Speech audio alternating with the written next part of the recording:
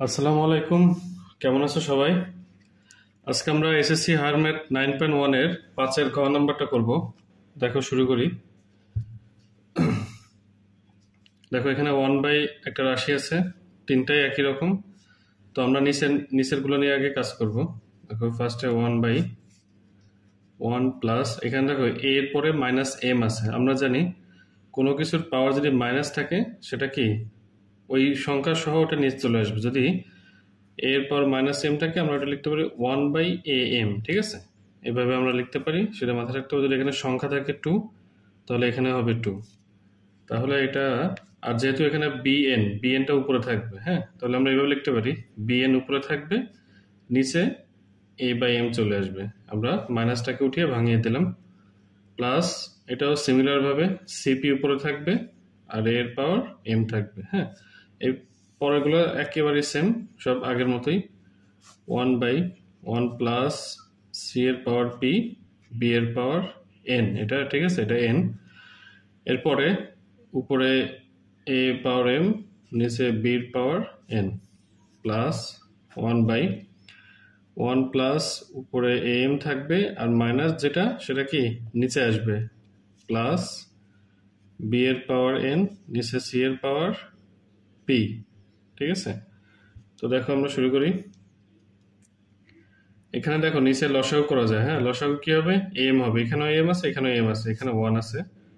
তো আমরা লসাগু করি, এখানে এম লসাগু নিলাম।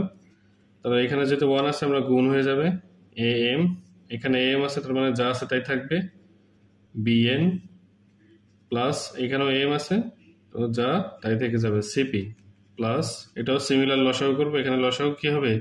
বিএন হবে, হ্যাঁ, বি এর পাওয়ার এন। তো বিএন এর সাথে 1 গুণ হবে, বিএন প্লাস এখানে যা আছে তাই হবে সিপি, প্লাস এখানে যা আছে তাই হবে। কারণ কি? কারণ নিচের উভয় পক্ষে বিএন আছে, ঠিক আছে? আমরা যে লসাগু নিচ্ছি ওটাই আছে। প্লাস 1 এর পাওয়ার, এখানে তোমার লসাগু সিপি, আর এখানে সিপির সাথে 1 গুণ হবে, সিপি প্লাস এর পাওয়ার এম প্লাস বি এর পাওয়ার এন, ঠিক আছে? এখন দেখো আমরা কি করি।